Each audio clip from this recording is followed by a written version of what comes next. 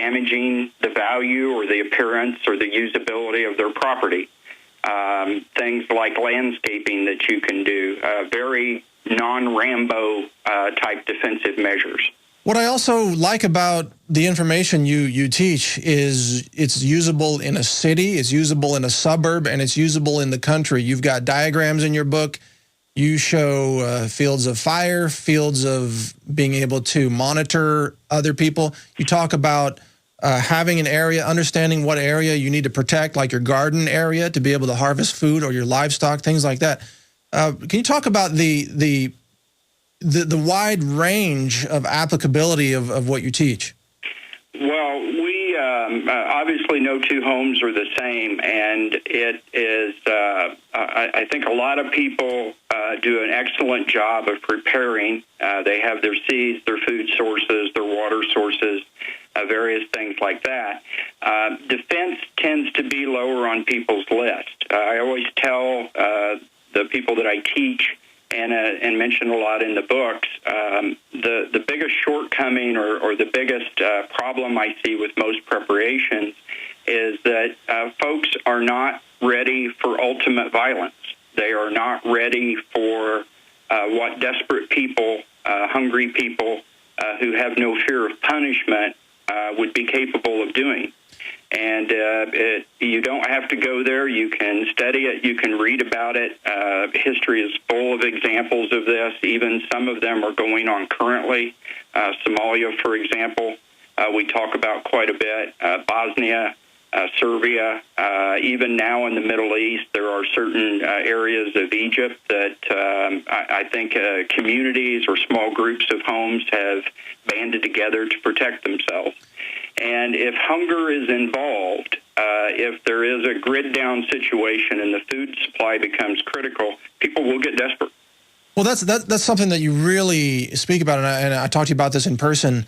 Let me ask you another thing about that. But first, let's crank up the phone system, and I want to invite some callers to call in the next segment to ask you some questions, Joe, if you're okay with taking some questions from some callers, because I know people really have a lot of they're highly motivated to get information in this realm. But let's talk about the typical. You talked about how violent things could get or how quickly they could break down. Two questions for you. One, how thin really is the veneer of politeness in society today, where people call 911 and wait for the cops to show up? How fragile is that system really, in your opinion? Well, probably in the United States, the most recent example that I have studied quite in depth is New Orleans after Hurricane Katrina.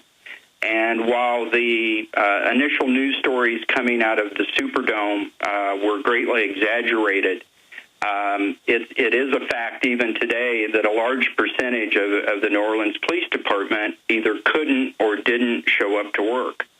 And in a natural disaster situation like that, most people, I think, realize deep down inside that help will be coming, that eventually the police department, the National Guard, even federal troops will eventually be there to establish order. And my experience with hurricanes along the Texas coast has been people initially band together. I refer to this period as a social grace period. If the event is known to be national, if the event is very widespread, that period of social grace is not going to last very long. What, like 3 or 4 days, maybe? It would depend, I think, on the size of the community, but it's not weeks. Okay. I do not believe at all that it would be more than a week or two at most. All right, what happens after the social graces and the societal politeness goes away? What do you start to see then? Well, then you start seeing the breakdown of the small community groups that would have formed. There would be challenges for leadership. There would be vacuums in the rules. Those that are well prepared and have a large food supply might be pressured to share more than what they're comfortable with. I'm a big believer in charity. I'm a big believer in helping out my fellow man, but I also have to allow for my family's survival and protect that. And so then you would start to see, I refer to it as bickering. There you would also get the average American family, according to several different statistics. I believe the latest are from FEMA, has about 3 to 5 days worth of food. Wow, that's it? That's it. At 10 days, people are going to be very hungry. In a grid-down situation, your local grocery store is not going to get its truck. All right, Joe, we got to go to break here. Sorry to cut you off, but we're going to continue with you on the other side of this break. You're listening to The Alex Jones Show, an interview with Joe Nobody. Stay with us. We'll be right back after this break with a lot more. You are tuned in to The Alex Jones Show, even though I'm not Alex, obviously. This is Mike Adams, the Health Ranger, filling in for Alex today. And we're joined by a guest, Joe Nobody. He's the author of this book, Holding Your Ground, which is a way to strategically look at your own house, your own ranch, your own property, even in a city, and keep yourself safe against anything that might happen. And I think to continue with you, Joe, a lot of people underestimate just what might happen, and I'd like to kind of put you on the spot here with a little game, if you don't mind. This wasn't prearranged or anything, so I apologize if I'm putting you on the spot, but how about I give you a scenario of a prepper, and you tell me if you were a bad guy, how you would beat it? I'm good with that, as long as I don't need a robotic fly swatter. Yeah, you heard the insect swarm of drones segment that we did in the last hour, huh? Wow. I just say wow. I leave it at that. Yeah, they're going to mass produce these things by the billions probably. And by the way, we will be taking calls for Joe Nobody. We've got callers on the line, Candace, Michelle, Dave, Daryl, and more. So we'll get to those calls shortly. But let me give you a scenario. A typical prepper, let's say, they've got their stash in their house, maybe some gold coins, maybe some food, maybe some ammo. And you got, grandpa's rocking in a rocking chair on the front porch with a shotgun, and he thinks that he's safe. How would you defeat that scenario, Joe? Well, first of all, again, underestimating distance is a big mistake. In that particular scenario, not that I ever would personally attack an occupied residence. No, you're speaking. I want to be clear. You are going to describe what a bad guy would do to defeat that for the purpose of educating us to be safer. Thank you for clarifying that. Anyway, the occupants of the home would never see me. I would be 300, 600, 900 yards away. There is absolutely no reason, if society has collapsed, for me to take a risk of personal injury. I'm probably very mobile.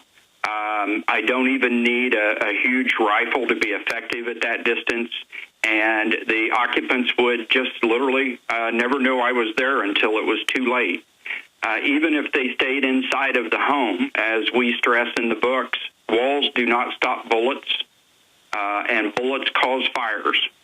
And so I'm going to use a distance-based attack. Probably if I have a team of desperados, if you will, I'm going to keep everybody's head down with distance-based fire. I'm going to envelop the home. We're not just going to walk up to the door and kick it in and go into a fatal funnel. Right. We are going to come in from more than one side. And in the meantime, somebody that you can't even see is keeping your head down. Now, you say bullets start fires. Are you talking about incendiary rounds in particular that you would be, that a bad guy would be carrying to try to burn? No, not at all. Regular lead bullets start fires. Curtains burn very easily. I tell the story in the book that I used to live, when I was a child, I used to live next to an open landfill. Back in those days, I'm probably aging myself there quite a bit. And it was a big Saturday morning activity to go down to the local dump, we called it, and target shoot. And you would not believe the things that I've set on fire just with normal rounds out of a normal rifle. Well, that sounds like a really fun childhood. Well, we had a good time. Wow. But out in the country, that was pretty good entertainment. And ammo was cheap back then. So, yes, curtains burn very easily. I've even caught on fire vacuum cleaners, robotic toys we use as targets sometimes in our classes. It's really not hard to set common household items on fire from bullets. So you do use these robots, huh? So you know what we're talking about. What do you have, little Terminators out there that you shoot for training? I go to Radio Shack and get a remote control toy and drill a hole in the side and put a coat hanger in it, blow up some balloons, and boy, they make a great training target. Wow. You get somebody a little crafty on the remote control zigging and zagging it around, and it's a good training aid. Okay, wow. A lot more great information coming here from Joe Nobody, folks. We got to go to a break shortly, but we're going to come. This was a short segment.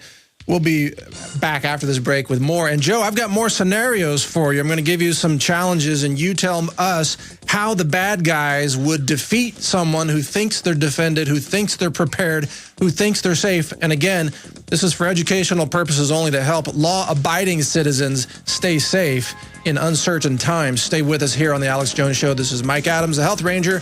We'll be right back.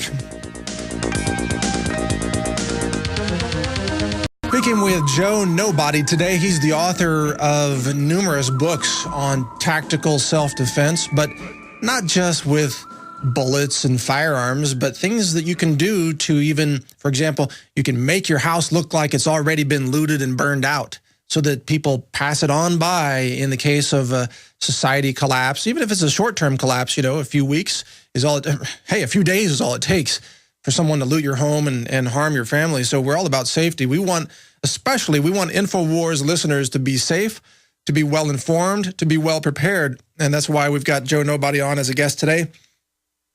Joe, we were talking about some scenarios. Are you ready for another one? Absolutely. Hit me. All right. So the context here, again, for the listeners is I'm going to give Joe a scenario of a typical prepper, and he's going to think like a bad guy and tell us how he would defeat that scenario and, you know, take you out and take your stuff. So let's say you have, this is in a suburban area, a suburb. So you've got a family that refuses to come out of their house. You know they've got food. You know they've got medical supplies. You know they've got water filters and gold, let's say. They refuse to come out, but you, the bad guy, you want to get them out and you want to get their stuff. How would you do it? Option one, burn them out, at least smoke them out. Option two, take a vehicle and just drive it through the front door. That is ultimate violence. It's a technique that our troops started using in Iraq on very heavily steel-gated, steel-doored, adobe homes. They would drive a Humvee or a Stryker up, and they would just push on the door with the front bumper. In a post-collapse situation, I'm not worried about my car insurance. I probably have picked up the car down the street anyway. It's probably not even mine. And they won't come out. The area is too open for us to try to cross to try to get them out any other way. Drive a car through the front door. See, this is why I like talking to you, Joe, because you're creative in a kind of a wicked kind of way. But the reason this is important is because most Americans are polite people. Most Americans are good people. They tend to follow the rules. They tend to think, I'm not going to bash in my neighbor's front door. I'm not going to, you know, snipe and kill some innocent person. And you know, thank God